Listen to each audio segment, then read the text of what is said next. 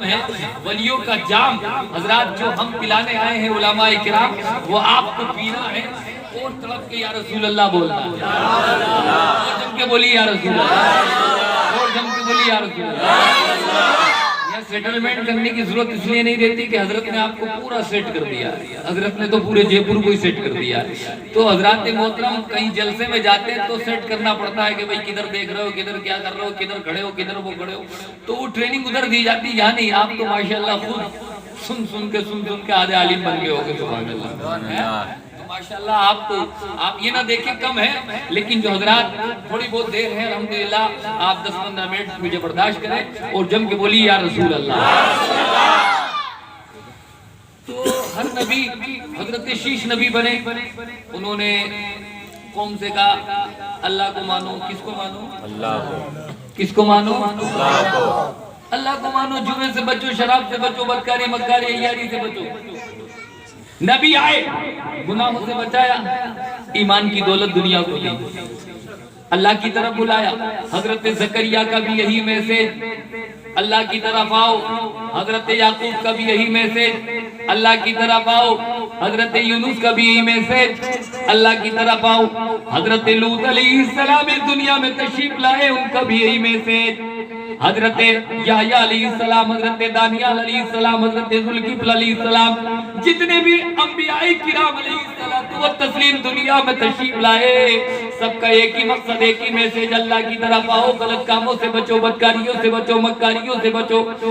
آدم صفی اللہ، نوح نجی اللہ، ابراہیم خلیل اللہ، عیسیٰ روح اللہ دنیا میں آئے، اللہ کی طرف بلایا، لوگوں کو برائی سے بچایا، اپنا کلمہ پڑھوایا، اور آخر میں محمد رسول اللہ تشریف لائے۔ آپ کی آواز یہاں تک تشریف نہیں لائی؟ حضرت عیسیٰ روح اللہ کے بعد محمد رسول اللہ تک 500 برس کا فاصلہ، مصطفیٰ آئے، نبی آئے، نبیوں کے سردار بن کر آئے، لوگوں کو اپنی طرف بلایا، کلمہ پڑھوایا، اللہ کی دعوت دی، مجھے نبی مانو، اللہ کو ایک مانو، آگ کو، پانی کو، ہوا کو۔ آج بھی آپ نے دیکھا ہوگا کوئی سورج کو پوچھتا ہے، کوئی پانی کو پوچھتا ہے، کوئی حضرات کس کو پوچھتا ہے، لیکن مصطفیٰ جان رحمت نے میسج دیا، اللہ کو مانو، معبودان باطلہ کو مت مانو، میرا کلمہ پڑھو، میرا کلمہ پڑھو، لا الہ الا اللہ، ماشاءاللہ۔ تو لوگوں کو غلط کاموں سے بچایا، ایمان کی دولت عطا فرمائی، سب کچھ دیا۔ کسی پہ نگاہ ڈالی تو صداقت کا بادشاہ بنا دیا، کسی پہ نگاہ ڈالی تو عدالت کا بادشاہ بنا دیا، کسی پہ نگاہ ڈالی تو سخاوت کا بادشاہ بنا دیا، کسی پہ نگاہ ڈالی تو شجاعت کا بنا دیا۔ کوئی کیا بنا، کوئی کیا بنا، کوئی کیا بنا، کوئی کیا بنا۔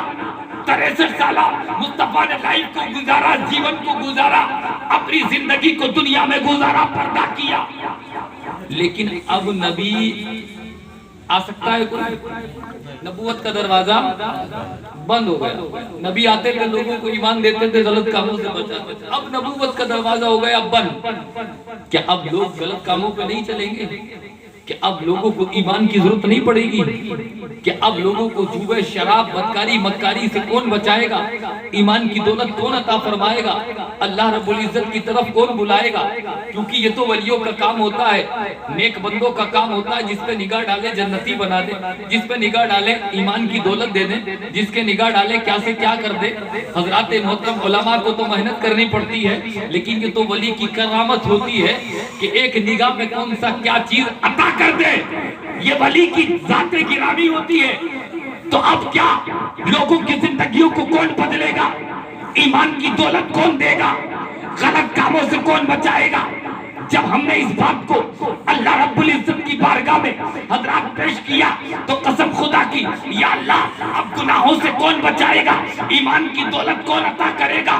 مصطفیٰ کے آنے کے بعد حضرات کی محترم نبوت کا دروازہ بند، عبد المطلب کا پوتا دنیا میں آیا، آمنہ کا لال دنیا میں آیا، عبداللہ کا بیٹا دنیا میں آیا۔ آنے کے بعد قرآن نے کہہ دیا وَلَٰكِن رسول اللہ وخاتم النبیین، نبوت کا دروازہ بند ہے، مہر لگ چکی ہے۔ مصطفیٰ آخری نبی، قیامت تک کوئی نبی آ نہیں سکتا۔ اب ایمان دے گا کون؟ کی مشیت نے جواب دیا کہ پہلے تو لوگوں کو ایمان دینے کے لیے نبی آیا کرتے تھے، لیکن مصطفیٰ کے آنے کے بعد میں نبوت کا دروازہ بند کر رہا ہوں۔ اب جب لوگوں کو ایمان کی ضرورت پڑے گی تو ادھر تو نبوت کا دروازہ بند ہو رہا ہے اور ولایت کا دروازہ کھل رہا ہے۔ کبھی قطب الدین آئیں گے، لوگوں کو ایمان ملے گا، کبھی علاء الدین آئیں گے، لوگوں کو ایمان ملے گا، کبھی فرید الدین آئیں گے، لوگوں کو ایمان ملے گا، کبھی نظام الدین آئیں گے، لوگوں کو ایمان ملے گا، کبھی شمس الدین آئیں گے، لوگوں کو ایمان ملے گا، کبھی معین الدین آئیں گے، لوگوں کو ایمان کی چادر دیں گے، اور کبھی بغداد میں عبد القادر جیلانی غوث پاک بن کے دنیا میں چھا جائیں گے، جس پر نگاہ ڈالتے چلے جائیں گے اسے ایمان کی دولت عطا کرتے ہیں۔ سبحان اللہ، نعرہ تکبیر، نعرہ رسالت، علماء اہل سنت، جشن غوث الورا، جشن غوث الورا، مسلک اعلی حضرت، نعرہ تکبیر، نعرہ رسالت۔ ولیوں کے آنے کا مقصد، ولی اس دنیا میں اس لیے تشریف لائے، نبوت کا دروازہ اب ولایت کا دروازہ کھل گیا اور ولی قیامت تک آتے رہیں گے، ولی قیامت تک آتے رہیں گے۔ اب ہم بڑے خوش نصیب ہیں مسلمان، تو ہر ایک اپنے آپ کو کہتے ہیں بنی اسرائیل میں 72 فرقے تھے، مصطفیٰ نے فرمایا میری امت میں کتنے فرقے ہوں گے؟ ایک فرقہ جنتی ہوگا اور 72 جہنم میں جائیں گے، آگ میں جلیں گے۔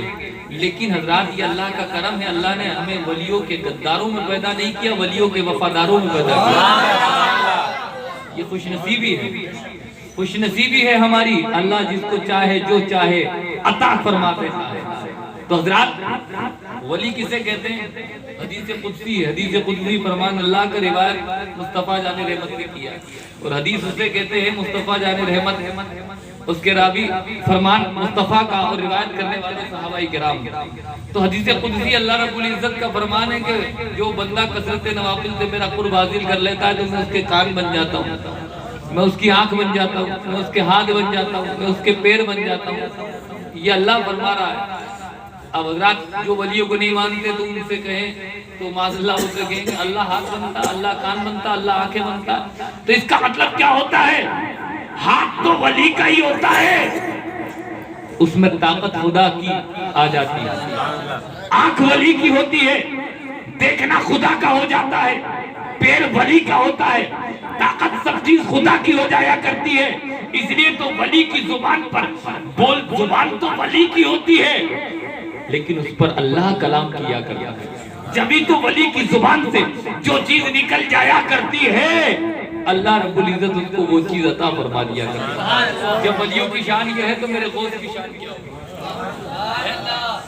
آج اتنی ٹھنڈ میں، آج اتنی ٹھنڈ میں بیٹھے ہو، یہاں ماشاءاللہ اچھی ٹھنڈ لگ رہی ہے، ابھی تو یہ ٹھنڈ اچھی ٹھنڈ ہے، ایسا نہیں ہے کہ اس میں ایسی ٹھنڈ لگ رہی ہے کہ جو دسمبر اور جنوری میں پڑتی ہے، یہ تو ایک ماشاءاللہ غوث اعظم کا فیض جاری ہے۔ حضرات یہ ٹھنڈ زحمت نہیں ہے بلکہ رحمت ہے، کیونکہ ابھی اتنی ٹھنڈ ہے نہیں، لیکن بہرحال آپ دسمبر میں بھی آپ غوث اعظم کی محبت میں بیٹھ سکتے ہیں۔ بٹھائیں گے تو بیٹھیں گے نا؟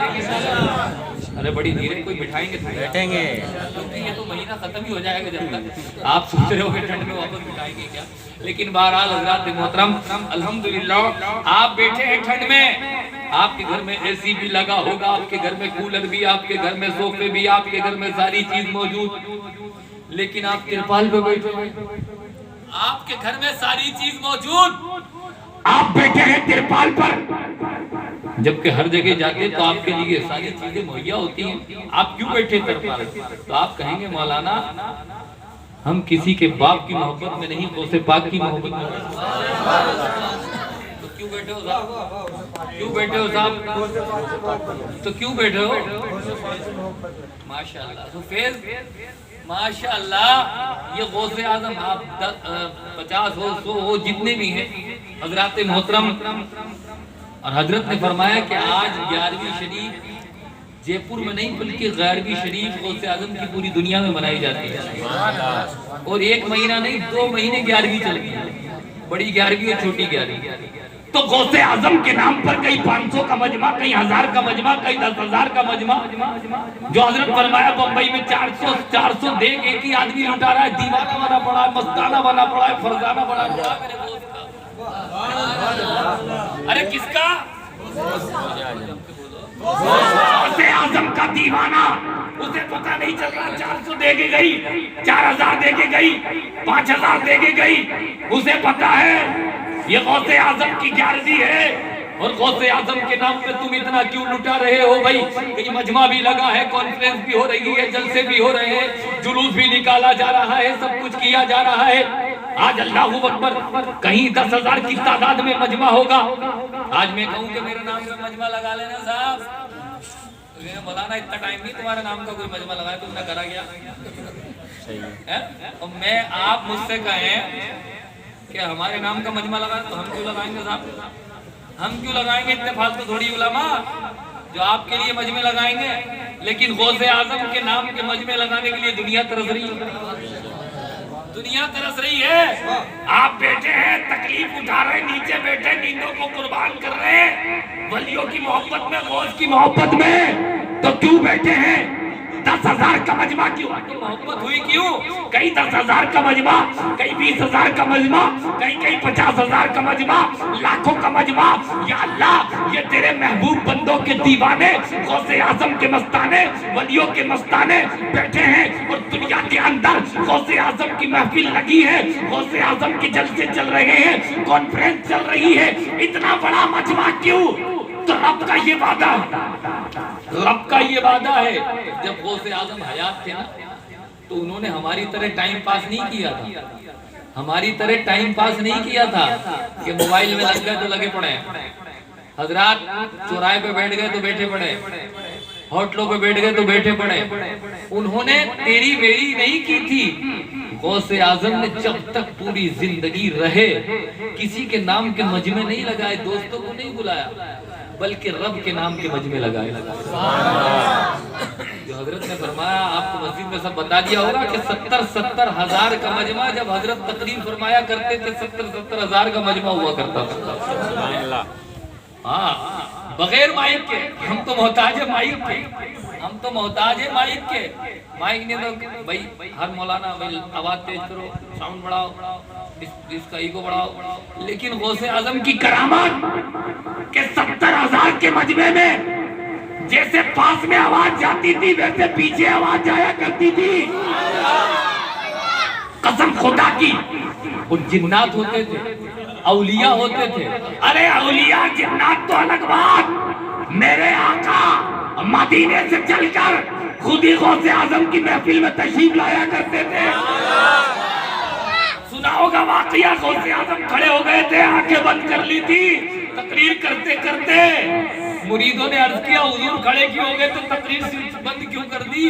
کہا جو تم نہیں دیکھتے وہ میں دیکھتا ہوں، تمہیں پتہ نہیں۔ کہا کیا مطلب؟ کہ اچانک میں تقریر کر رہا تھا، میری تقریر کے درمیان حضور تشریف لے آئے ان کے استقبال کے لیے میں کھڑا ہو گیا، تو ان کے نام کے مجمع لگ رہے ہیں 10,000 کا 20,000 کا۔ تو اللہ رب العزت نے فرمایا کہ غوث جب زندہ تھے، اور یہ ولیوں کا کام رہتا ہے کہ جب دنیاوی زندگی میں وہ ہوتے ہیں تو کسی کے نام کے مجمع نہیں لگاتے، وہ رب کے نام کے مجمع لگاتے ہیں، رب کا ذکر کرتے ہیں، رب کے ذکر کو عام کرتے ہیں، قرآن کے ذریعے عام کرتے ہیں، تسبیح کے ذریعے عام کرتے ہیں، تلاوت کے ذریعے عام کرتے ہیں، عبادت کے ذریعے عام کرتے ہیں، روزہ رکھ کے عام کرتے ہیں، سجدوں میں رات گزر جاتی ہے، اللہ اکبر کبیرہ، وہ رب کو منانے میں لگ جاتے ہیں، اور رب کے نام کے مجمع، ادھر جلسہ ادھر جلسہ، ادھر محفل ادھر تبلیغ، ادھر تبلیغ ادھر تبلیغ، ادھر دس، اللہ اکبر۔ تو یہ کام ولیوں نے کیا ہے کہ جب تک دنیا میں تھے تو رب کے نام کے مجمع لگائے۔ رب کا یہ وعدہ ہے کہ جو دنیا میں رہ کر میرے نام کے مجمع لگا دے گا، میرے نام کے جلسے کرا دے گا، میں دنیا کے جانے کے بعد قیامت تک اس کے نام کے मजमे लगाता रहूंगा। तो ये गौसे आजम की बात, गरीब नवाज की बात, ये जब जिंदा हयात थे, जाहिरी तौर पर हयात थे, कसम खुदा की इन्होंने रब के नाम के मजमे लगाए। अब हम रहे या न रहे, गौस के मजमे लगते रहेंगे। 2022 में जैसे मजमे लग रहे हैं, 23 में भी लगेंगे, 25 में भी लगेंगे, 50 में भी लगेंगे, 70 में भी लगेंगे। जब तक दुनिया में एक भी गौस का दीवाना रहेगा, ऐसे ही गौसे आजम के चर्चे होते रहेंगे, चलने वाले चलते रहेंगे। कोई ये कहे गौस की महफिल क्यों मनाते हो, जलसा क्यों कराते हो, ये तो फजूल खर्ची है, ये तो उसके करने से कुछ नहीं होगा, वो मिट सकता है, वो खत्म हो सकता है, वो सब कुछ हो सकता है, लेकिन मेरे गौस का जिक्र जैसे कल हो रहा था, आज हो रहा है, इसी तरीके से कयामत तक होता रहेगा। जो आला हजरत कह गए, मिट गए मिटते हैं, मिट जाएंगे, आता तेरे ना मिटा है ना मिटेगा कभी, चर्चा नहीं। तो ये मामला है कि हमें हजरात यकीनन गौसे आजम की ये महफिल है, गौसे आजम ने रब के नाम के मजमे लगाए, क़यामत तक गौसे आजम के नाम के मजमे लगते रहेंगे, इसको कोई बंद नहीं कर सकता। और हजरत ने फरमाया कि गौसे आजम के बचपन का आलम, बचपन का यही आलम। और वो एक शेर है ना, सारी दुनिया करती है काबे का तवाफ। इसको मैं अर्ज करूं फिर उसके बाद तकरीर को खत्म करते हैं। सारी दुनिया करती है काबे का तवाफ। गौसे आजम का बचपन का जमाना था, जब बचपन का जमाना, हुज्जाजे किराम हज को जा रहे थे, हज को तशरीफ ले जा रहे थे, तो अम्मी जान से अर्ज किया, अम्मी जान देखी माँ का कितना कहना मानते थे। अम्मी जान से अर्ज किया, अम्मी जान लोग हज पर जा रहे हैं, कहाँ जा रहे हैं, मैं भी हज पे चला जाऊं। अम्मी जान ने फरमाया, बेटा अभी तुम छोटे हो, अभी हज पर मत जाओ, बाद में चले जाना, इन काफले के साथ अभी मत जाओ। तो अर्ज की अम्मी जान, काफले के साथ मैं नहीं जा सकता, तो कम से कम इन हुज्जाजे किराम की मैं जियारत तो कर सकता हूँ।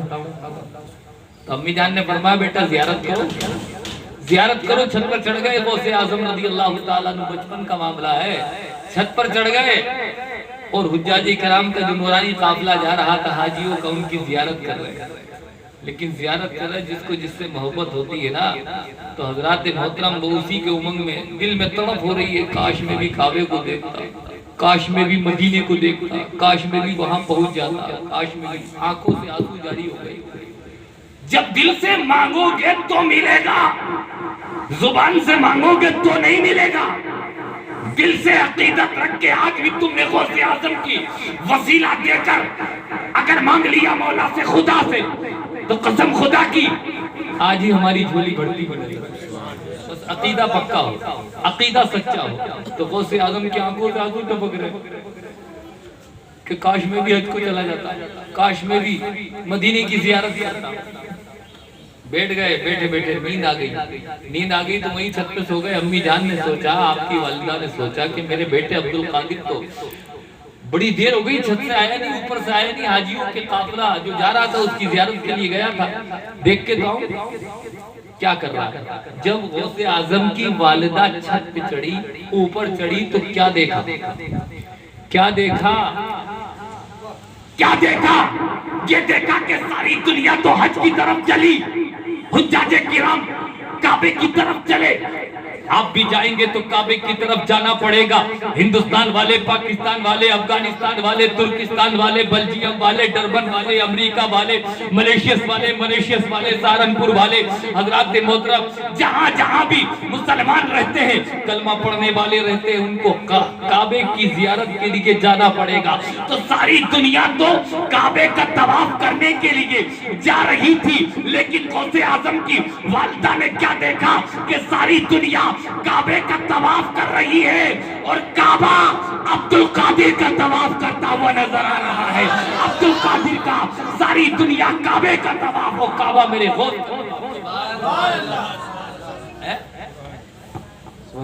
ये मेरे गौसे आजम रज़ी अल्लाह